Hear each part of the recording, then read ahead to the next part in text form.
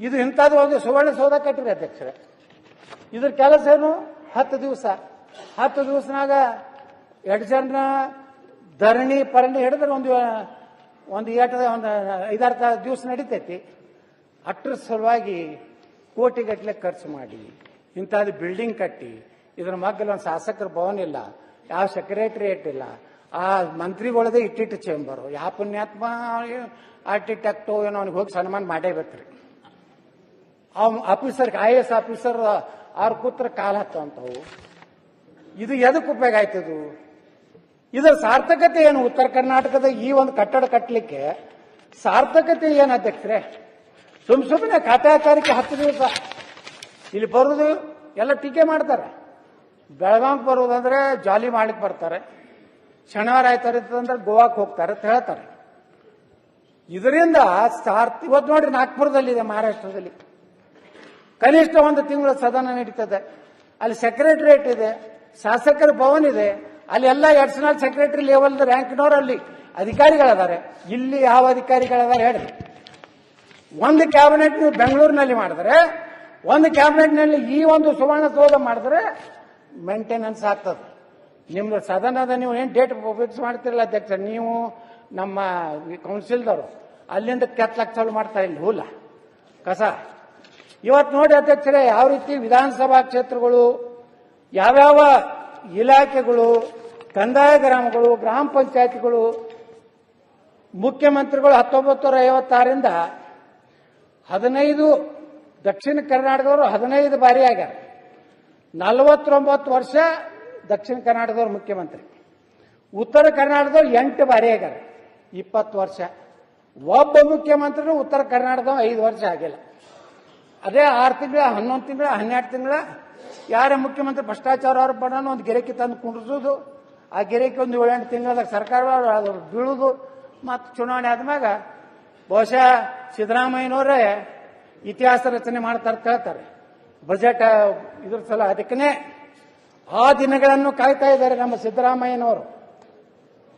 ದೇವರಾಜ ಅರಸರ ನಂತರ ಹೆಚ್ಚು ಅವಧಿ ಮುಖ್ಯಮಂತ್ರಿ, ರಾಜ್ಯದ ಎಲ್ಲ ಆರ್ಥಿಕ ಮಂತ್ರಿಗಳಲ್ಲಿ ಅತಿ ಹೆಚ್ಚು ಬಜೆಟ್ ಮಂಡನೆ ಮಾಡಿದ ಕೀರ್ತಿ ಆದ ಮ್ಯಾಗ ನಾನು ವಿಚಾರ ಮಾಡ್ತೇನೆ ಅಂತ ಹೇಳ್ಯಾರ. ಅವರು ಕೊಡ್ತೀನಿ ಅಂತ ಹೇಳಿಲ್ಲ.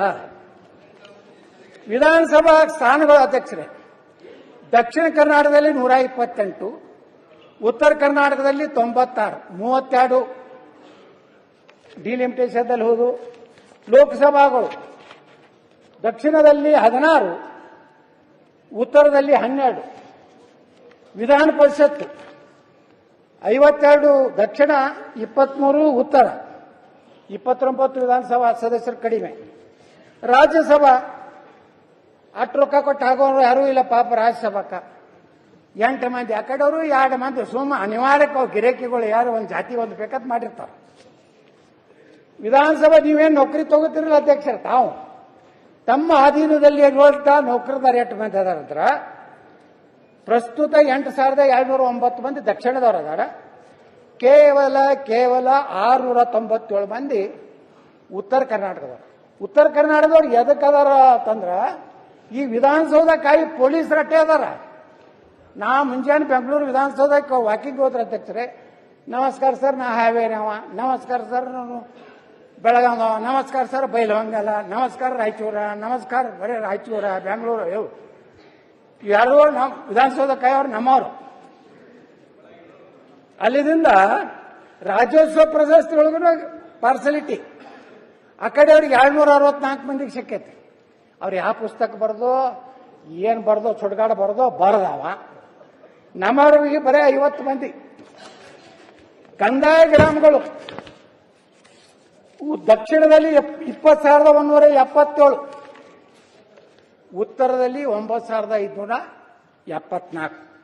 10,603 ಕಂದಾಯ ಗ್ರಾಮಗಳು ಕಡಿಮೆ. ಪ್ರಾಥಮಿಕ ಶಾಲೆಗಳು 35,343 ದಕ್ಷಿಣದಲ್ಲಿ, 25,170 ಉತ್ತರದಲ್ಲಿ. ಕಡಿಮೆ ಆಟಪ್ಪ ಅಂದ್ರೆ 10,173. ಸರ್ಕಾರಿ ಪದವಿ ಪೂರ್ವ ಕಾಲೇಜುಗಳ ಅಧ್ಯಕ್ಷರೇ, ಪ್ರೌಢಶಾಲೆಗಳು ಮೊದಲು ಹೇಳ್ತೇನೆ, ಪ್ರೌಢಶಾಲೆಗಳು 9,296 ದಕ್ಷಿಣ, ಉತ್ತರದಲ್ಲಿ 5847.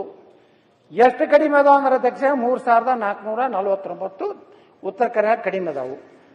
ಪದವಿ ಪೂರ್ವಕ ಸರ್ಕಾರಿ ಕಾಲೇಜುಗಳು ಉತ್ತರದಲ್ಲಿ ದಕ್ಷಿಣದಲ್ಲಿ 760, ಉತ್ತರದಲ್ಲಿ 476, 284 ಕಡಿಮೆ.